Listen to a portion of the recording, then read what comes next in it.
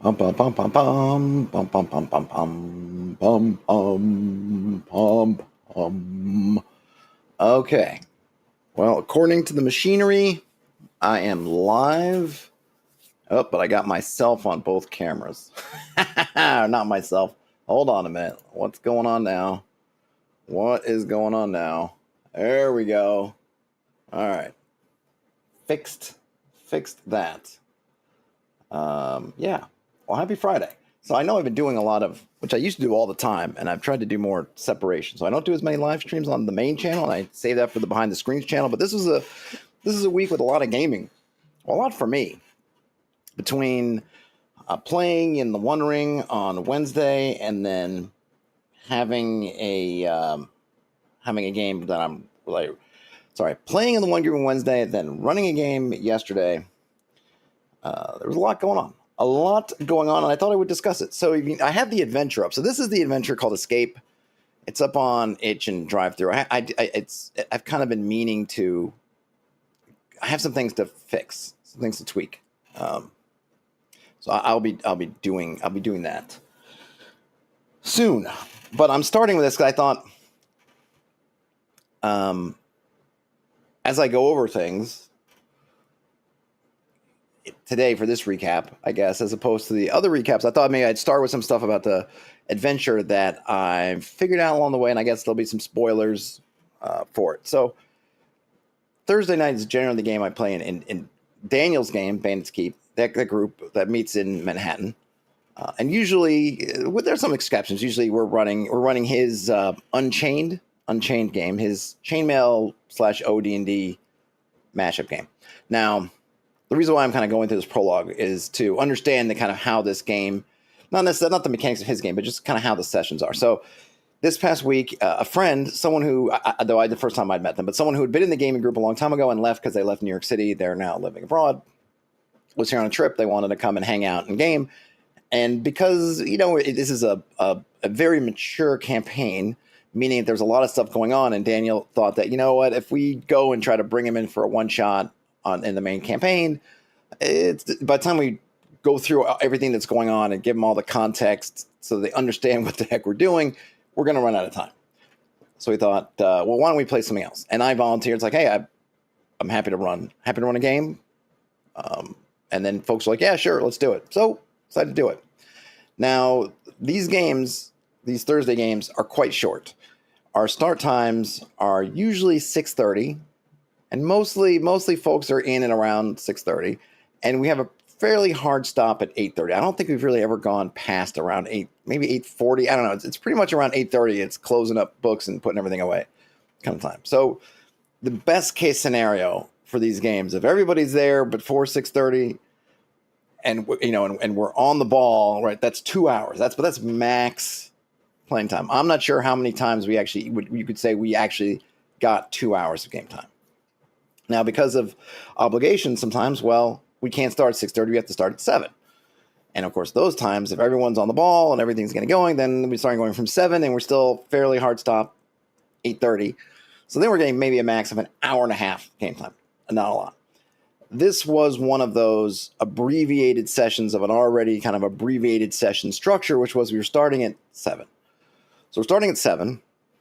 I have to run through the system, and it's not a hard system, and I'll get into that stuff. But by the time you do that bit of it, I wasn't really watching my phone. I'm not wearing a watch right now. I wasn't looking at the time, but we're probably looking at, I don't know, if I said we had an hour and 15 minutes, that might even be generous to the amount of time that we had. It might have been closer to an hour. I'm not sure exactly. So the good news is time went by really fast. And I remember the first time I looked at my phone, it was 8:30, and no one else had been looking at their phones either, because I was like, oh my gosh, it's 8:30. And they were like, oh, I guess we should probably, we need to stop, which I think is a good thing. I think anytime you're playing a game or running someone and no one's checking their watch, checking the clock, I think that means, okay, people are engaged, having fun. Right? Not necessarily that, oh, I did such an amazing job. It's like everyone's having fun, which is the main thing. Right? The game is there to facilitate the having of fun. And if folks are having fun, they're less likely to check the time and so, okay, great, we got to stop. Now, I had known that we were going to have somewhat of a shorter game because we knew we were starting at 7. So in Escape, it's a reverse dungeon crawl. You start, and I'm going to, again, spoilers ahoy. You start, there's a very, very simple dungeon, which I think maybe threw 1 or 2 people off a little bit when they were like, oh, like, you know, the dungeon, basically, these 3 levels kind of layer on top of each other. It's built like a building and not so much like a fantasy dungeon. So these levels all kind of, they're all basically stacked on top of each other, more or less, right? The party starts here, level 2, which I call the dungeon. They start in there on these slabs. Now, what I realized, I'm not sure when I realized that, there are some ticking clocks, which I mentioned coming down here, with stuff going bad in the building as a whole. Things are starting to come apart. Normally, I'm actually pretty lax about this ticking clock. Stuff will happen, but I don't have it happen a lot. And so this is, I think, resulted in, when we're running through what I've been running through the adventure, folks having a lot of liberty to move around, check out. I mean, folks tend to check out all the floors to go down, then to come here, then go up, right? Check it all out, and kind of come out here, mess around with this stuff.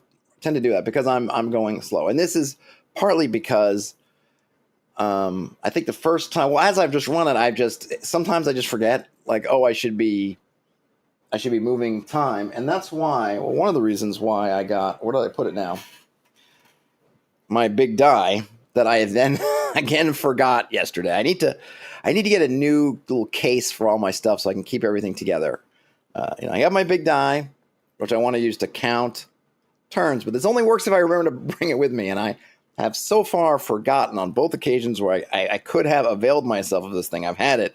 I've forgotten it. So I need to figure out a way to get it with the rest of my stuff in a very permanent way so it doesn't fall off or I don't move it aside or something and then I end up forgetting it. But I've been pretty relaxed. Maybe even more than I thought on paper I should be. But it's fun, and I think after the first time where I thought, like, well, there are 2 elements to this adventure. One is the dungeon crawl and one is this hex crawl. And it kind of works pretty well as sort of 2 halves. If you're going to run in 2 sessions, it works pretty well. You can kind of complete the dungeon crawl portion of it in 1 session, and then you can do hex crawling portion in another session.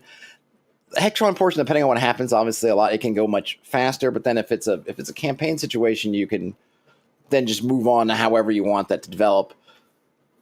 If you're playing in a con game or something, you're most likely trying to do it in 1 session, so it doesn't even really matter. It doesn't matter so much. So knowing that especially after the first time I ran it, that's okay. The dungeon, even though if you look at it on the map, and there's some upstairs stuff too, so it's not quite just these 3 levels. There's not a ton of rooms, all told. It's very slim. Still, dealing with all this stuff tends to take about the 4 hours as I've been running it. If the party's not rushing, and again, I've been tending towards being generous with the amount of time between the ticking clock type stuff. So there tends to be a lot of time. They can kind of mess around with it, which I appreciate. I like. And then 4 hours, and then you can kind of have the sort of climactic moments of, do they deal with what's here and kind of escape, which everyone has done in one way or another so far, or whatever happens. But whatever happens will kind of be like you kind of have a nice moment of rising tension. The things starting to fall apart. Stuff's going on. They're exploring, and then they'll kind of and then they come out. And it's worked well. I think when I played it or when I run it, I think we always end up in a good spot where we're basically at the like, hey, we got out. And it makes a nice kind of ending. Great. But I really realized was, well, if I want to run this faster, I can just move the clock faster. That's kind of the nice thing about it. And, this is not my grand innovation, but, you have these ticking clock things. I've been running them pretty slowly. If I run them faster, then the party's going to move faster, assuming they're paying attention to them. But they tend to be things like tremors and all kinds of weird stuff going on. So I think they tend to be pretty good motivating factors. Well, I've noticed the party will be like, oh, this stuff's going on. Maybe we should move. Hey, Ian. So, obviously your miles are always going to vary with different groups and how they respond to this stuff. But I as far as how having run it now a few times, maybe I don't know, half a dozen, maybe more than I've run it, but more than a couple times now. People get the hint. Like this is not an area we want to hang around long term. But I recognize that, okay, I can speed it up. If I need to speed it up, I can. And since I only had maybe an hour to an hour, an hour and 30 minutes, maybe an hour and 45 minutes, sort of max time, I think, right? Yeah, 7:30 to 8:30, and then maybe 7, or not even an hour and 45, like an hour and 15 minutes, something like that. Right? Okay, so I'm gonna speed things up, which I did, and it worked. They made it all the way through. They did not everything that they need to do necessarily, but they did everything, and they were basically like, okay, we wrapped up kind of with like the prologue of them sort of getting out of the keep. So if you have this and you plan on running it and you're not sure about the time, if you want to do more, you can. So if I were to run this at a con game with that pace, I could presumably get them out of the dungeon portion, and I could even have, if I'd maybe run it a little bit slower, I probably could have got, I feel like so I was basically running it maybe every other turn. I was having an event pop off, something worsening, some kind of a hint that things are worsening. I would have one of those pop up basically every other turn, more or less. Maybe if I did every third turn, that might even get it to me. Okay, well, maybe I get it around that 2-hour mark, which would mean that I'd end up coming out of the dungeon at about halfway through the session if I was running, say, a con game. So it's good to know if you ever run this, and maybe even something similar, right? You could think about that. Well, if you have something with kind of ticking clocks, understand or know that you can modulate the frequency when those clocks are ticking to either push. I mean, in this case, the ticking clock stuff, it's not behind the curtains. Like they're getting tremors, the weird things are happening, noises. Like it's very much a player-facing ticking clock, whereas things are happening and the party is very much aware of it. This isn't a secret in the background ticking away. So that probably makes a difference. But in this case, since it's a very obvious thing that's happening, the party can be aware of like, okay, it's getting worse, it's getting worse, it's getting worse, kind of thing. So you can modulate how quickly you want those things to tick down, and that will hopefully inspire your party to move. And if you want to slow it down, if this is a home game or something and I'm playing for a few hours, we're doing it, maybe I do the ticking clock very slowly so they can really kind of explore, because the adventure has a bit of information in there. And the flip side of this kind of scenario, what happened last night, is the party came out of it with basically no information, because they were going fast and they were very intent on the primary objective, which was get out. So they were extremely quick to get out, which meant that they missed a bunch of stuff, a lot of information that they could have had, which would have helped them. It would have been interesting, because now on the when they hex scrolling portion, a lot of the information they missed out of was stuff to kind of help them navigate. So they would have been more blind outdoors. They did have a bounder, they did have a ranger type, so that would have been good for them because they could have really taken the lead. But there was a lot of stuff, like there was more, kind of stuff you could have gotten. There was a couple of pieces of armor. There was some other weapons. I think it was I think maybe a magic item or two. They just they missed it. Which, I mean, and they didn't. Missed it's not the right word, because they were moving quickly. There was not the opportunity to get it. They didn't want to. They were, I don't want to say risk averse, but you're trying to play optimally. You're thinking like, oh my gosh, we got to get out, so we're getting out. So just understand too that when you push those clocks and your party responds, then if they needed to get, so there's nothing that they needed to get. It makes it more challenging, which to me is fine. It's just a challenging situation, but there was nothing that they absolutely had to have. There was nothing like, oh, if they don't get this, they don't get the thingy from room 22, then they cannot possibly proceed. There was nothing like that. So that they got out without getting something extra information or stuff, that's fine. It might have made their work a little bit easier on the other side, but it wouldn't have made it impossible. There's nothing there they absolutely needed to have. But just know that in any situation, if you've got these clocks, and that does impel your players to push and go quickly, that same impulse is maybe going to push them back past stuff. And if you're running a kind of game where there's stuff that they must have, or oh my gosh, if they get to this place and they don't have the widget of St. Barnabas, it's all over. Well, you can't really blame them if they don't go find it, because that requires time, and you've made clear to them that time is precious, right? So you have to sort of just get those two things going. or just get those things right. You just want to make sure those things are kind of aligned. So in their situation, they start off in the dungeon. They kind of looked around here. They looked down here. They saw the stairs are down there. Like, nope. They saw the body. They kind of looted some stuff off there. They just looked in the passageway, and I kind of showed how they could see the doors for these kind of cells. They weren't interested. Like, nope. Then they came up here. They were cultists that are being pushed back by zombies. They kind of went up and teamed up with the zombies. Teamed up with the cultists, take down the zombies. One of the cultists did get killed, but otherwise they took down the zombies. Then they came up to the surface level,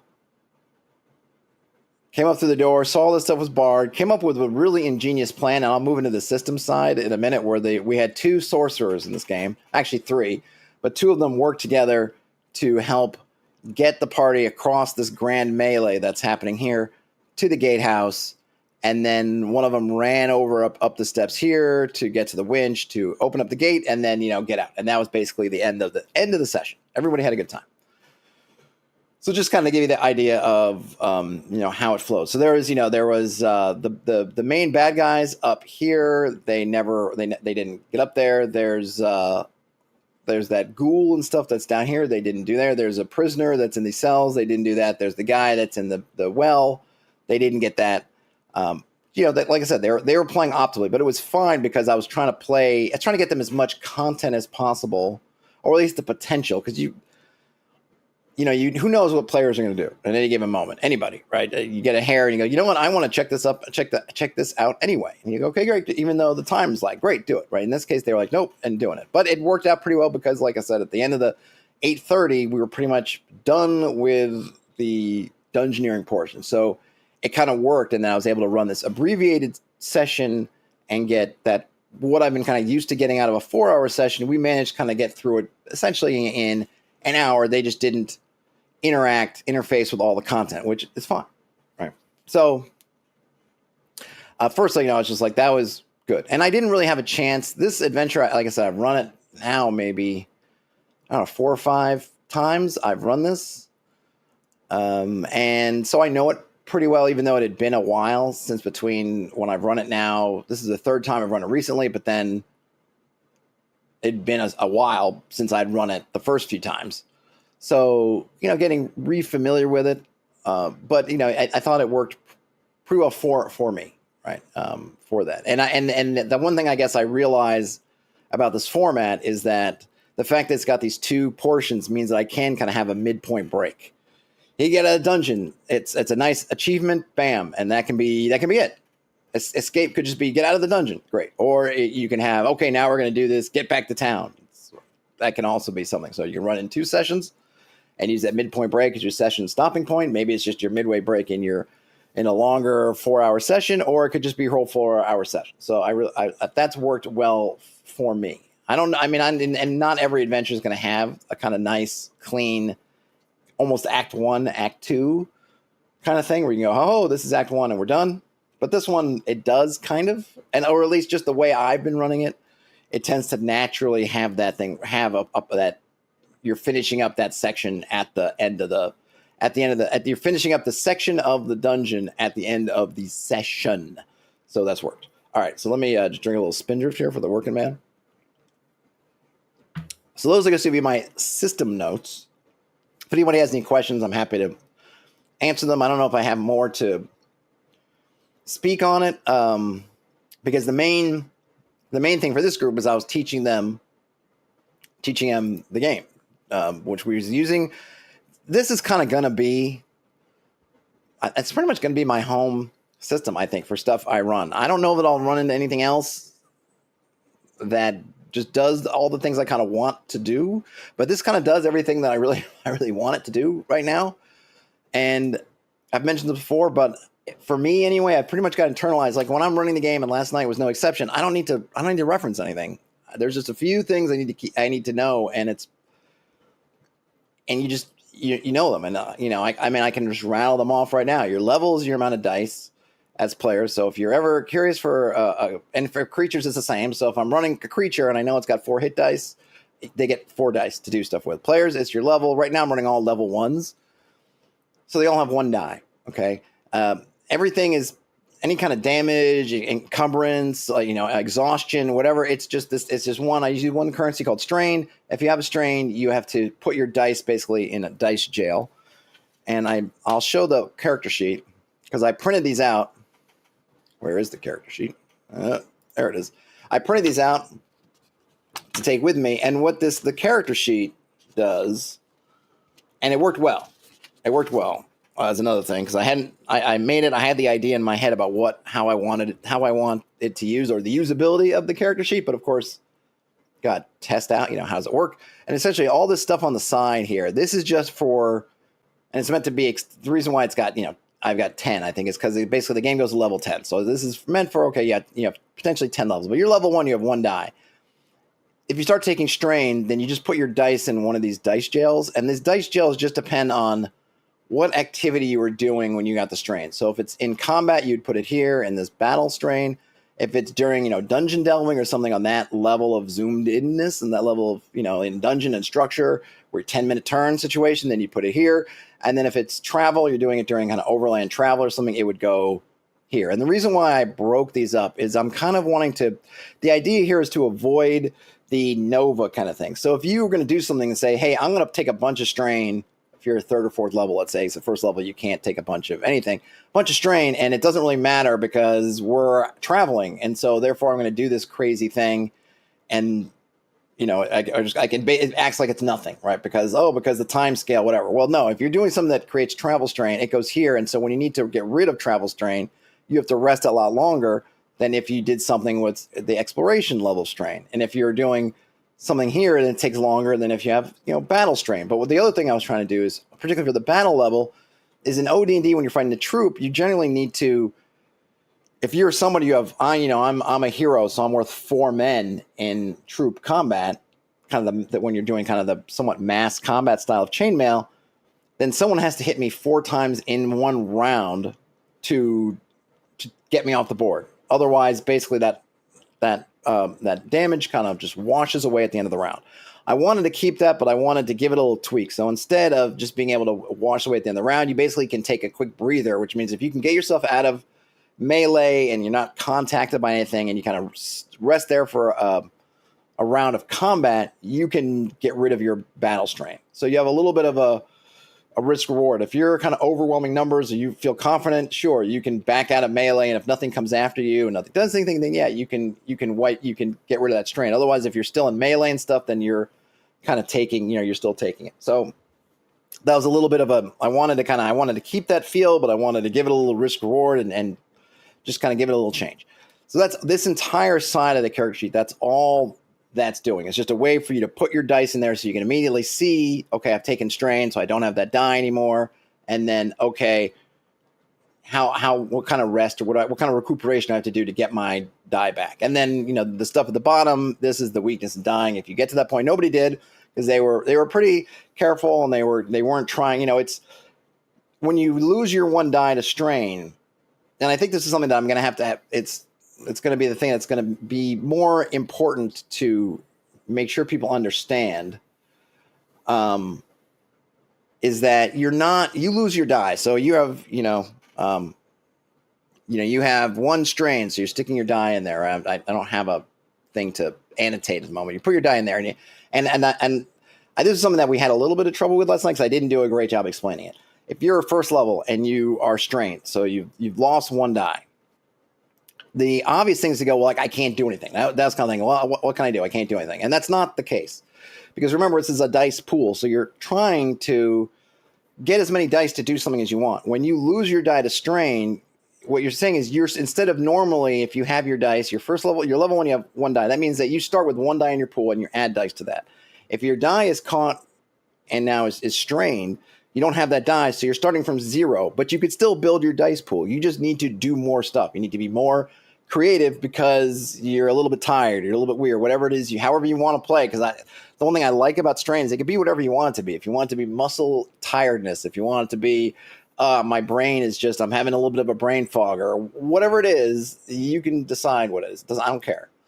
And you just have to, you're overcoming kind of a penalty, but basically it's kind of like saying, instead of saying -1, instead of saying, okay, build your dice pool, then subtract 1 to it, I'm saying you're just starting from 0. And that's going to be an important thing, I think, as I'm going forward to make sure. And I think I did a worse job last night of explaining it than I have with others. I think because these guys are they're all experienced gamers. So I think I maybe I maybe went a little light on the explaining stuff than I do with some of the times with new players where I more want to keep reiterating. So it's probably, if you're playing the system, if you decide to give it a try, just reiterate, like, hey, make sure you understand. If you don't have a die because you're strained, you're not, I can't do anything. You just need to do more. You need to do more to overcome the strains. Maybe the way to look at it is you're not nothing. You need more. But they did eventually, because I think it was Daniel who was like, I can't really do anything. And one of the other guys is like, no, it's just this. You just have to be more creative. You have to figure out more things. It's just because you're losing a die. It's not that you're finished. You just need to do stuff. Hey, Bruno, thanks so much. I really appreciate it. Ian says, I like the reprieve idea. It takes the onus off of priests to have to heal you. Yes, and I don't have any priests currently. so in the game as it stands, and by the way, this stuff's all, do with this what you want. I'm going to be doing a lot of stuff with different versions of the game that have different classes and stuff, right? But I don't have any, like, if you noticed in the callings, there's no cleric. But anybody can try to heal you. Anybody can try to do, like, let me do first aid or something. Like, I'd be happy to, to have that stuff happen. But yes, you don't need to have a healer. You just need to be able to get, which means that if you have, again, risk reward, right? If you're the fighter and you're holding the line, but you think, like, I'm getting beaten down and I need to try to recover, you got to move off the front line. Somebody else has got to fill in the gap. And remember, like, I'm by default, anything that's not listed in the rules, I'm pretty much, and you can do whatever you want, but I'm always going to basically, if I'm backfilling stuff that I don't have, it's coming from like a BX, OD&E, old school thing. So there's no attacks of opportunity. So yeah, you could back up, but there's also nothing that's keeping the enemy from following past you. If one of your party doesn't come in and say, well, I stepped, the warrior moves back to do this, to heal up, and I step into the breach. Well, if you don't step into the breach, there's nothing stopping whatever it is that's been beating down the warrior from just following them, right? So risk reward. And that's why I like the idea of you have to make a decision. You're not just getting it back. You got to make a decision. I got to get out of combat for a minute and a round. And if you can manage that round and everything's cool and everybody else holds up, then great, you're done. But it may be in a situation where you can't. And they did get into a little bit of that where they were like, this place is starting to fall apart, but we have folks who are taking on strain because we had sorcerers and they were casting spells. So there was a little bit of do we what do we do? Do we risk taking a rest, or do we risk going forward? Frederick, there is so Frederick asked, no mental strain. Well, once you get down to weakness, this is when you're kind of injured. I split up into mind and body, and you can choose as a player. Do you want to do your mind, which basically makes knowledge type stuff and spell casting really hard, or body, which makes physical stuff? I do not separate mental from physical strain. I do not care. If you want to say that you're in battle and you get beaten around and it's mentally exhausting you, then go for it. If you want to be doing knowledge stuff and say that, you get my back hurts because I was staring up at this wall of books, you can do that. Like the system does not care. And I appreciate for myself, obviously I can't speak for other folks, but I appreciate the fact that the game is telling you as a player, you decide how it affects you. Because it's strain. It's going to affect you. The mechanics are there. The mechanics taken care of. If you want to say it's mental stress and that's why you're performing less well or less efficiently, that's fine. If you want to say it's a physical thing that's making you perform less efficiently, that's also fine. It doesn't matter. So whether it's insanity, whether it, or whatever, some kind of sanity or whatever you want to say, loss of nerve, I don't know, whatever you want to call it, fine. If you want to say it's physical, fine. If you want to say it's something else, fine. Basically, you as a player can role play it however you like. Fergie says if you eat a Snickers bar, maybe it was a magic Snickers bar. Maybe it was a magic Snickers bar. It would. So we had three sorcerers. Now I felt bad for the one who's playing the mimicry sorcerer because they had a harder time. I think they had a hard time gronking it. And I had a harder time trying to explain it. It's a little bit harder to wrap your mind around. I'll probably need to write more about it. But basically, when you're the mimicry sorcerer, what you're doing is you are imitating magically. So it's not like you're just pretending to be whatever. like creature natural effects, like their natural abilities, their natural powers.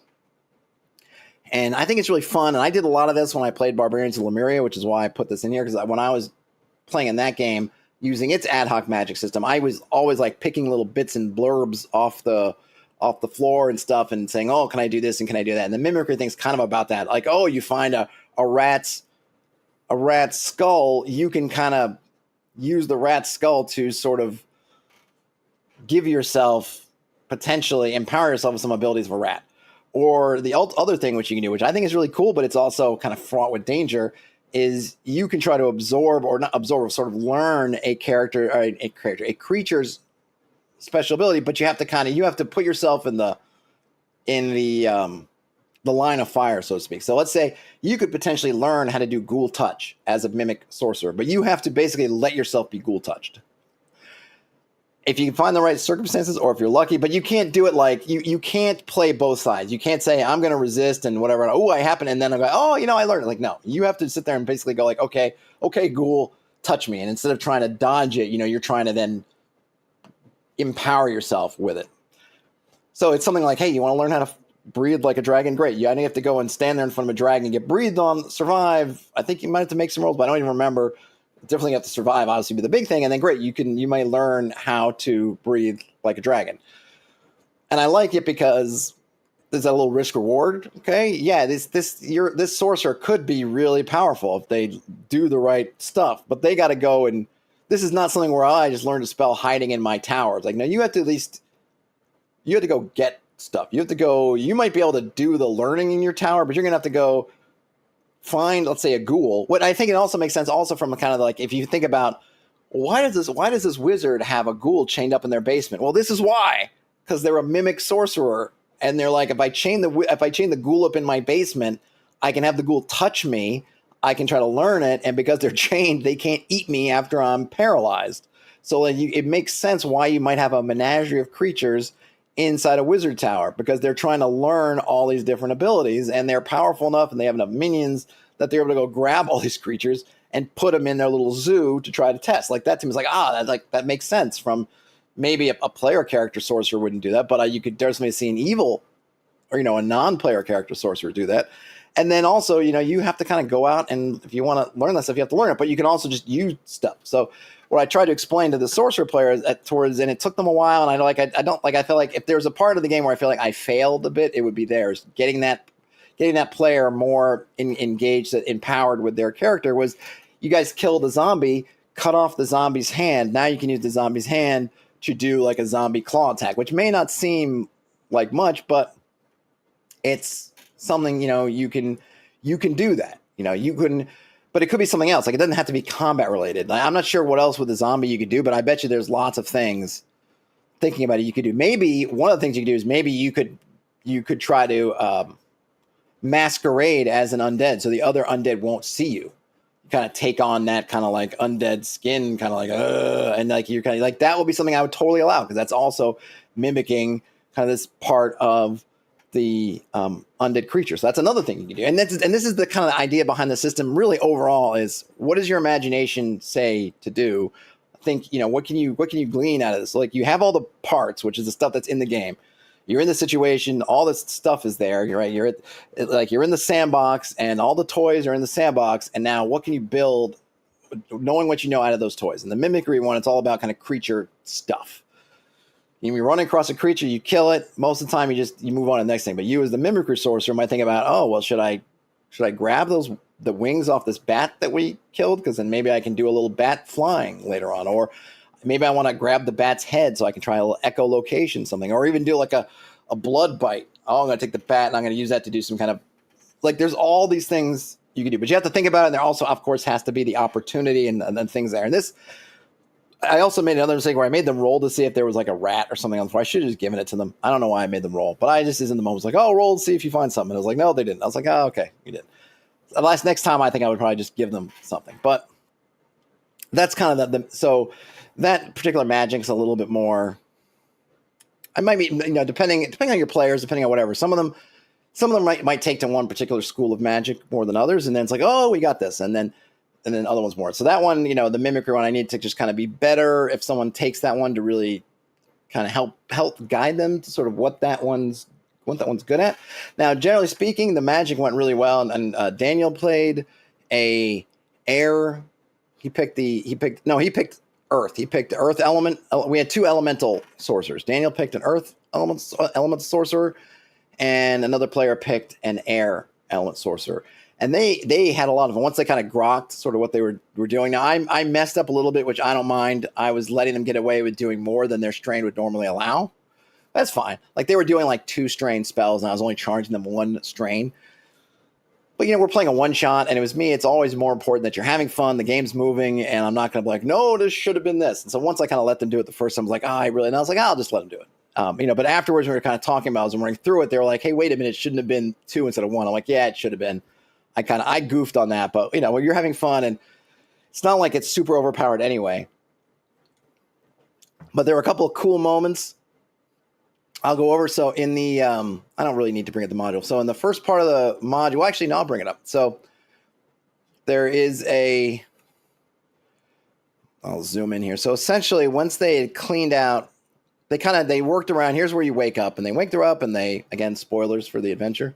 And there's a body over here that they looted, and then they kind of checked this out and were like, no, we don't want to do that. Check down here. Nope, we don't want to go down there. So like, oh, let's go up here. And so what there is in these stairs, there's a zombie. And I added it. Usually it's 1, but I added 2 because we had a larger party at 6 players. So I felt like I'll add 2. They're kind of zombies that are sort of hanging out there that, in my mind anyway, fictionally, they're kind of stuck there. They don't really know what to do. They're kind of halfway down the stairs, and there's no, there's like no stimuli. So they just got there, and we're like, we're just going to hang out here until something happens. And of course, once the party starts to go up the stairs, that starts to happen. So they were going up.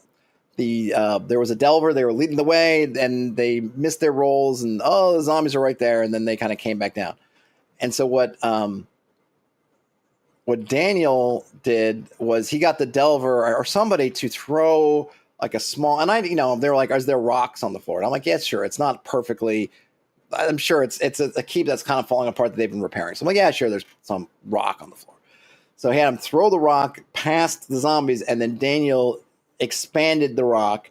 Now, the way I play these elemental things is they can't create or destroy. But in this case, I just look at they're expanding. You want to say that it's adding more air between the molecules, whatever you want to do. And I'm like, I'm okay with that. But Daniel, if he had said, I want to create a rock out of nothing, I would have been like, no, you can't do that. But taking an existing rock and kind of expanding it out is fine. So this pebble, it's a small rock, threw it behind him. Daniel's like, how much a boo? And made a big rock. And then it rolled down. Ended up, one of the zombies had gotten stabbed already by the warrior, and it killed that one. And then it knocked the other one and kind of gave it essentially 1 damage. And then they were able to finish off the second zombie. So I was like, oh, that's really cool. And that's the kind of idea I think behind a lot of this stuff is, right? You're these, magician or really anybody. It's like, can you do something? You don't do something kind of different. Like, use your environment. Like, you don't think about like, I got to get in combat instead. Like, no, like, what can you do? So yeah, he did. Boom. And that was great. Finished. Bruno says, is the game turn procedure like in BX with wandering monsters and such? Yes. I don't know if I stated it implicitly in the little rule thing, but yes, it is. The way I'm playing it, as I'm backfilling it, I'm totally back. And I think I want to say I do talk about turn order. Yeah, I talk about turns here a little bit. I talk about encounters here a little bit. And I think on the referees side of it, I think I talk about it somewhere. So yeah, but for me, and I should probably just write this, but you can obviously whatever your defaults are, you can fill those in also. But yes, for me, I'm always back. If it's ever a situation that I don't have something written about, I'm just using BX. So yeah, so turn order, wandering creatures, that kind of thing. I'll default to BX if I don't have it kind of written down there. But I do try in this document, I do try to cover most things, at least on some level. I mean, that's part of why the document is so kind of dense, is I'm trying to cover a lot of ground. So I try to go through, on challenges, on adventuring, on the wilderness, on dungeons, on encounters, on battle, magic. I give you some tables, and and then I give you some stuff on creatures and some things on kind of like some kind of implied, though I guess not even implied setting, a little bit of setting kind of thing here, and then some monsters. So I really, and then even a little bit on converting monsters from kind of old school games, which is really easy. And I do it because my monsters in this game, in the adventure I'm running, I will make one it's formatted more for my game, which doesn't really make any difference because there's not much different. But for example, I'm just on the fly, I'm taking this zombie, and all I really need from this whole thing is really just the fact that they have 2 hit dice. This 2 hit dice, because I don't have any special abilities.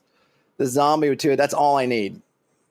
2 hit dice. I just know that's rolling 2 dice. It's rolling 2 dice, and they got to hit it twice, and that's all. For something like that, that is literally all I need. Hey, what is a zombie? Oh, 2 hit dice. Great. So when it's rolling to attack, it's rolling 2 dice. If someone's trying to kill it, they got to hit it twice. Bum. That's it. So super, super simple. And then as they take damage, their effectiveness goes down until they can rest. But as a zombie, so it's probably not going to rest. So it is what it is, right? That it is what it is. But that's it. So it's really easy to run something in kind of an OSE or BX, kind of old school module, and just throw this on top of it, or just run it instead of the kind of the, just use the content of the module with this. So anyway, so that was that one. So they did that with that one encounter. And that was a cool use of magic. And I was really, once they decided to play sorcerers, I was like, this is going to be cool, because I've been curious to see how people will play more with the magic.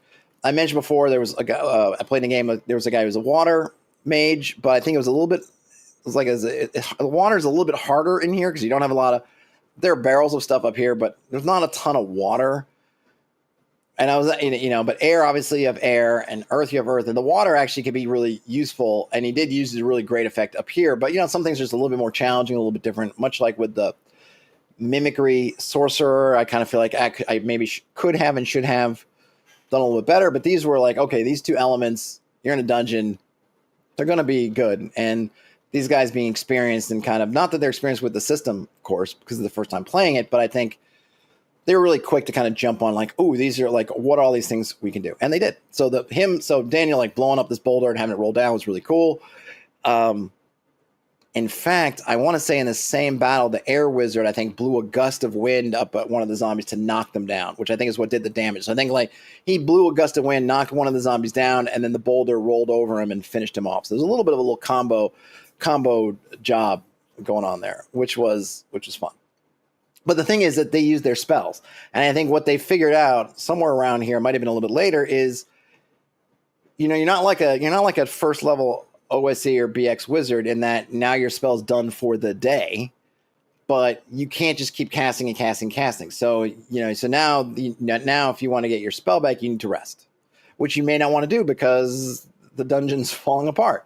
So they had to kind of think about like, when should we rest? And it ended up working out pretty well. They got up into the storeroom, and they were able to mess with the zombies and the cultists and not have to, and the sorcerers could get away with doing stuff without obviously not casting spells and not taking more strain. And then I think after that, they took another rest to kind of get their strain back. So I think it worked out pretty much as I intended, which is you have a lot of flexibility as a wizard, but your ability to just cast spell, it's going to gain as you gain up levels, you gain more. And like I said, if you kind of think things through and playing around, taking some breaks, you can cast more spells, but you got to think about it.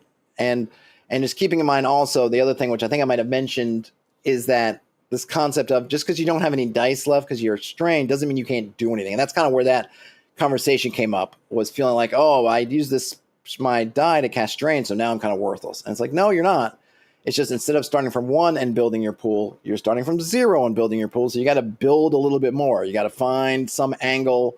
You got to find something. And that's all, right? That's all that is. It's not you're worthless. It's just before you had this 1, you're starting at a 1, and now you're starting with 0. So it's kind of like I could have said you're at -1, but instead I'm just saying, no, that die is captured. So, it's something for me to remember, to keep reiterating, on people, but they figure that stuff out. I think the other thing that I like, and I've mentioned before, how this adventure, because it's a reverse dungeon crawl, you're starting off as basically captured. You're kind of like you were knocked out, and you're again, spoilers. The idea here is that there was this a cult, not the main cult leader, but a cult leader who's running this particular area, captured the player characters and wants to sacrifice them some kind of ritual. In prepping and trying to do this ritual before the players kind of can get sacrificed, something bad happens, which throws the situation into disarray. And so the players, instead of waking up in the part of some ceremony, they wake up essentially in the kind of the holding area, like they're in the green room, okay, of the ceremony. They kind of wake up there, so it's unexpected, and because all hell's broken loose around them, nobody's paying attention to them anymore. They're the one cultist who was down there with them is dead, but nobody really knows why, and then everything is kind of quiet. Okay, that's sort of the scenario. So because they're not starting with any equipment, it really forces you as a player to be unconventional. You don't have a sword. You don't have armor. You don't have lockpicks. You don't have anything. So you want to get through doors. You want to do whatever. You want to beam people overhead. You're going to have to figure some way to do it. And that plays into the system because my system is saying use all the stuff in your environment, use all these things, use teamwork, whatever, to do things. So they're both working together. Right? They're kind of. I didn't do this on purpose, but they're just working kind of hand in hand to help. The scenario says you're going to have to be inventive, and the system says to take full advantage of stuff, be inventive. So it works really well. And then the way you can help, which is not, again, I didn't invent it, this idea of helping, but I really emphasize the fact that, like, what are you doing to help? Not just I am taking the aid action. It's like, no, what are you doing to help? And then you could do all this stuff to try to help the other player, and you really want to and need to, because as someone figured out when I ran it at that con a couple of weeks ago, hey, the warrior has double the chances of hitting this guy as I do. So instead of them rolling one attack and then me rolling an attack that's half as effective, I should probably instead figure out some way to help the warrior so that they can roll 2 dice with their better chances to attack. And so they did. And I like that. I think it makes sense to me. And that if I've got, if I'm a hobbit at the beginning of Lord of the Rings and I've got Aragorn next to me, sure, I can do something, but maybe really what I should try to do is and maybe helping Aragorn means attacking something, but really what I'm doing is I'm helping Aragorn. Am I distracting them? Like, what am I doing? What can I do? Can I position myself? So Aragorn, and how can I help Aragorn? And I can just do that. And it's not tied behind a roll. All I do is I explain how I'm doing what I'm doing. Then I hand the dice, you hand the dice or tell the guy, okay, now you have 2 dice instead of 1 die. And that's it. I don't have to make rolls. I'm not asking you to say, like, well, now you need to make an attack. And if you hit with your attack, then they'll get something. It's like, no, you're just doing that. So it really, I think, empowers the players to just do stuff and try stuff and not worry about adding a whole bunch more complexity. Because I think that can really bog down people's creativity. I think I mentioned this, but not this game, but in the last game when they were up fighting the zombies, one guy had a cloak that he'd taken off a corpse and wanted to kind of wrap it around the zombie a bit so that the other person could have an easier time stabbing them. Kind of, I'm going to restrain them a bit to get stabbed. Now, in a lot of games, to do that, would be like, well, you're going to roll some kind of thing to see if it's restrained, and and then they can make a strength check to see if they, all these like 8 steps. And each one of those is inviting failure. Well, if I make my particular roll, and I'm not that strong, that's the reason why I'm doing this in the first place and not attacking them, because I'm not a fighter type. And then they're going to make the roll to, break out or whatever. Then it's like I did nothing. It's like, oh. Whereas this is like, okay, understand that you're not, and in my system, be like, well, you're restraining them, but it's really just temporary. You're doing this thing only in this moment. The zombie or the enemy is not permanently restrained. It's just something you did like really quickly, and then they do it, and then you lose, they break out or whatever. So there's no permanent effects. You're not worried about unbalancing the situation where people are doing a lot of stuff that's going to end up adding up to the monsters can't do anything kind of thing, but you're able to help. And I think that works really well, and they kind of picked up on that too. And we're doing that. Now, when they got out of the room and they got out of the outdoor stuff, they came in here, I laid out stuff for them, and then they saw this, the doors, and they decided to do and again, this was fun because they all worked together. They decided to make a whirlwind. And so what they did was they were like, okay, we're going to open the doors, and I'm going to cast this whirlwind kind of spell. This is the air magician. And then Daniel, as the earth magician, aided by saying, like, I'm going to add like dust and dirt from the ground because, we're outdoors and it's basically a dirt floor. And other people were figuring out ways to help. We have these keepsakes. I call them keepsakes, which is basically another like a one-time thing you can use to try to get. They're like, oh yeah, I have a lock of my mother's hair and I put it in there, and I do this. And so they're able to get this whirlwind, which allowed them to pass through the melee, just kind of knocking people aside momentarily just so they could get through. Which I thought was a really cool use of the spell. And that's kind of the stuff that I want out of the magic. It was like, I was like, yeah, that's really great. Because that's really what I want. It's like, yeah, let's think, we have this goal, which is to get out. We have this magic and other things, and everyone was able to contribute in some way to doing this. No Fun Allowed wants to know what map maker I used. This is all just me. This is just done in Designer, Affinity Designer. I don't super love it, and I see as I'm zooming in, I see stuff I need to fix, which I'll have to go through and do. But it's pretty easy in Designer. I just made some symbols, shapes for things, and then find kind of the blue that I liked, and then so these are all really simple. I mean, if you're doing the kind of old school classic kind of maps, the shapes are all pretty easy. So I just made beds, and then I just then once you have the shape, you can clone it. There's a desk. There's a thing. Maybe I should. What I'll do is maybe I'll do a thing on Itch, and I'll put these to. I could do something with them. Barrels. These are just those slabs. I could probably do something different with the slabs to make it more slabbish, but I know what it is, so it works. Doors, some broken stone stuff.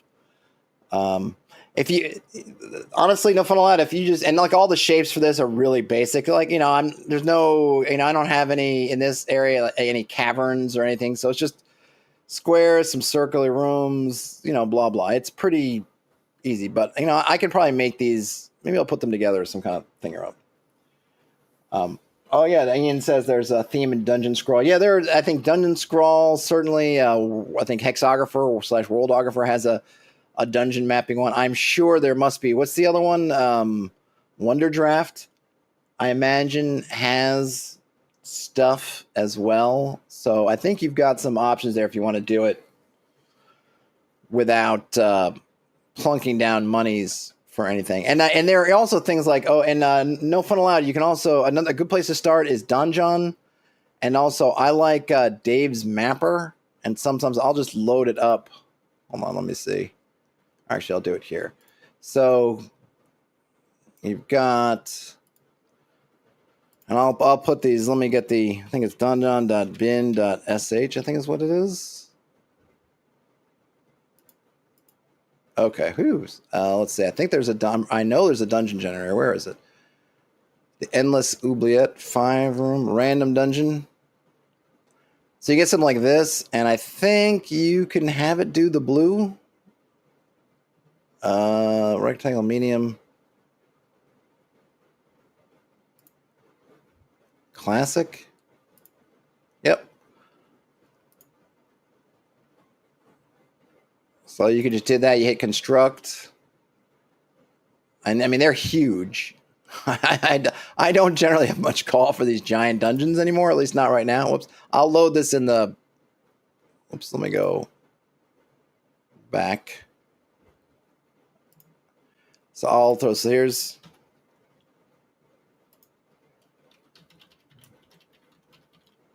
There's one. And let me get up Dave's Mappers, another one that I like. It's a little bit more. I think it's Dave's Mapper, right? Yeah. This one essentially is a little bit different. It takes all these different artists and then by default just munges them all together. But you can also, for example, double click on one. So I will sometimes use this to get a first rough draft and then I'll go muck around with it. But if you like the Dyson logo stuff, you can, I think it was a double click and then you can get a Dyson logos map. They basically, all these artists submitted a bunch of geomorphs. And so then it just plugs all the geomorphs together. But sometimes having a few of the different artists and just munging them together gets you some interesting type things. Let's see. Did I have anything else to say that I didn't say already? I don't think so. So yeah, the magic worked really well. Like I said, I need to help feel like I need to. No one's played an enchanter really yet. I'm really curious if someone takes that. It can be really powerful too. It's all about manipulating basically your reaction, what I call your demeanor and morale, to do things like kind of classic charm, but also if you want to bolster someone's morale, like your hirelings are scared and you want to kind of bolster them magically, that's a way to do that. Or to send folks in a panic, that's another thing. Or to confuse them. Like, these are all things that the enchanter does. And I haven't really had anybody muck around with it too much, so I'd love to have somebody try to do the enchanter. But I'm really happy. I think the magic, I think the thing I guess I'm most happy about with the magic is I think it was fairly easy for the guys like last night to grok. Basically, the thing I appreciated from them, which I guess I get to take some, like, it's really them, but I get to take a little bit of credit for it, is that they quickly got a hold of the framework to the point that they could figure out how much their spells would cost. Like, what are we trying to do? How much is it going to cost? And then putting together how much effort to go in. So, like, they were able to figure out, like, oh, we're doing like this. Okay, that's like 3. And I was like, yeah, it sounds right. 3, okay. And then we're like, how is everybody helping? It's like, okay, great. I got these kind of 7. I think they ended up with 7 or 8 dice. And you need 3 successes. And I think they got 5, 6 successes, something like that. And so I was like, okay, like, so they're able to kind of figure out that part of how it works, which is what I want, is that you have a system that gives you a lot of possibility, but that you can walk through the mechanical part pretty quickly and easily. I mean, it's, there is a little bit of talking, but that's fine. It's that conversation. You're playing a game, right? So, happy about that. So another successful playtest in the books. I'm not sure when I'm going to get to run things next. I definitely want, there's kind of the folks I played the One Ring with earlier in the week. I'm going to try to schedule a day and a time to run it for some of them. I'm not sure when that's going to happen. And then, I don't know, I'm going to ShireCon, which I guess is in September, I think. Towards the end of September, and I haven't signed up to run a game, but I'm going to see if I can still sign up to run a game. I'll be at ArcaneCon. I'll be running this at ArcaneCon. And I'll also be running, I don't think I'm going to run this adventure. I'm trying to get more of a different type of adventure, a investigative adventure done. And if I get that done, then I will probably be doing that at ClariCon and ArcaneCon. And then, then we're into kind of PAX and in the winter, and who knows what happens then. But I feel really good. Now, something that I've done a really terrible job communicating about these rules is these rules are really... really condensed, really compact. And, KR King of D&D Homebrew was one of the players. He played a warrior, and he was telling me kind of before or after the game, and then we kind of talked about a little bit earlier today on Discord that, the rules made a lot more sense now they played through it. Because I'm really cramming a lot. I'm cramming a lot of stuff in here, probably too much. And I ran him through kind of like, well, here's why this document ended up the way it is. And it really ended this way because I wanted to have a handout to bring me to a con. So I tried to squeeze everything I could, Whereas I think I'm going to try to, and I'm in the works of putting together some things to make it, give it more breathing room, make it more of give you a little more information. I would say, though, that if you downloaded this and you looked at it and you're like, man, it seems inscrutable and stuff, the underlying things is really built on are the, and I'm going to put notes really on that, what I call the do anything D6, which is basically that D6 dice pool mechanic, and then the wilderness module for that. And there's a skills module too. And you basically take take that one, the base, and you take those 2 modules, and that's pretty much most of what's in this game. And those things are very simple. And those documents, and I'm going to do a better job of linking to them so that people can, if they want to, can kind of take a look. And now I have online versions of the docs, which I guess I'll try to post in the chat. Then,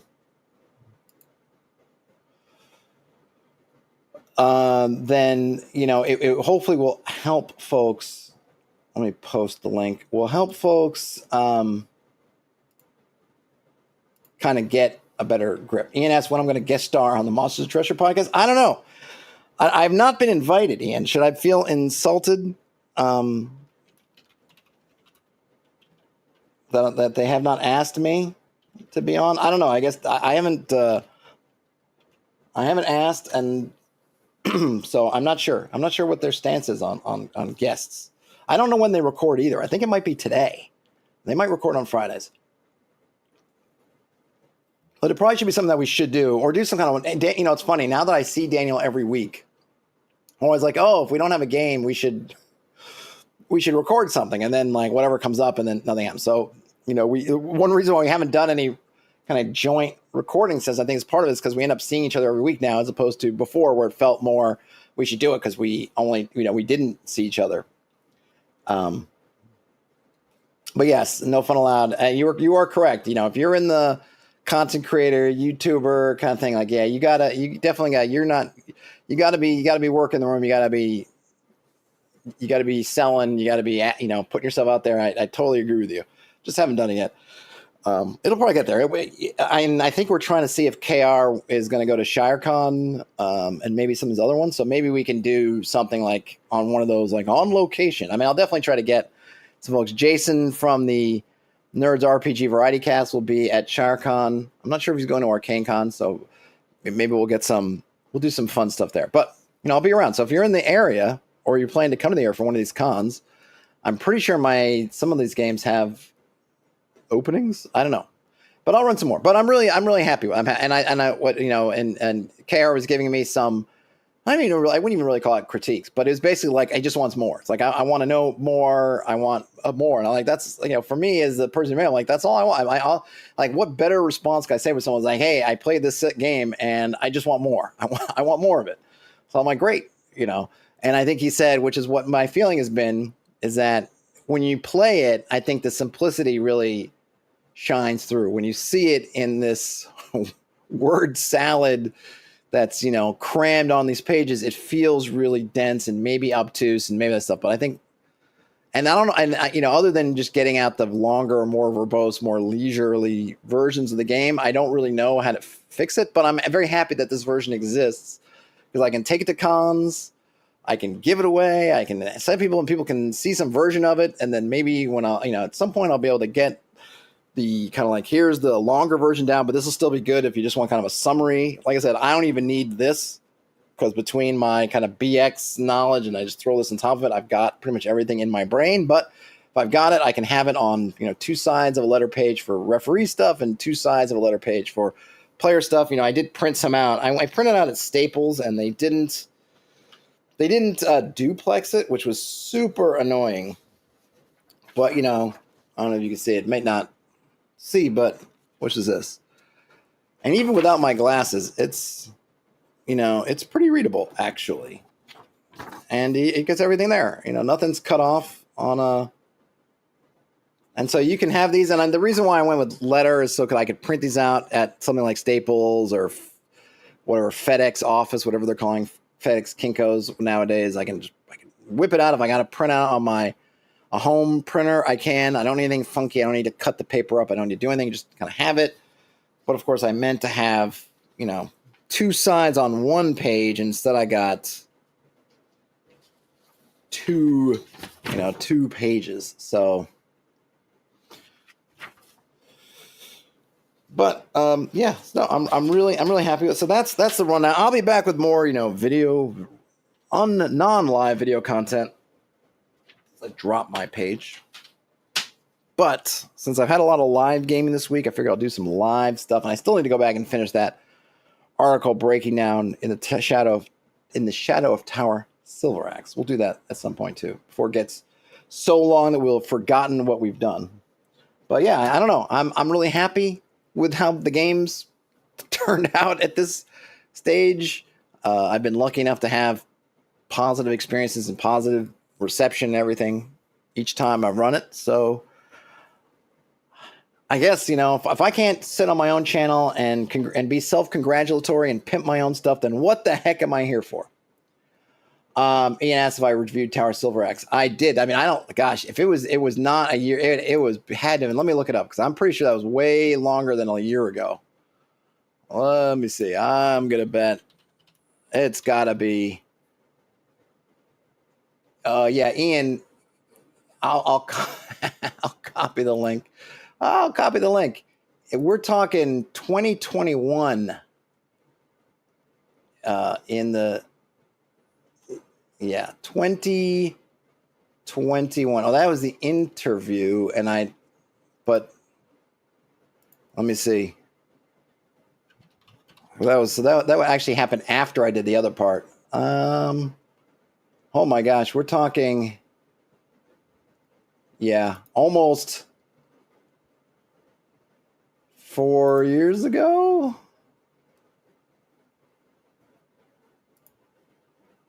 Hold on a minute.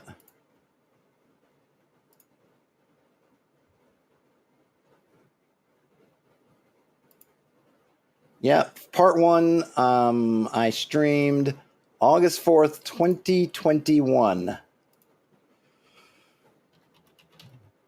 I'll put the link in here just in case.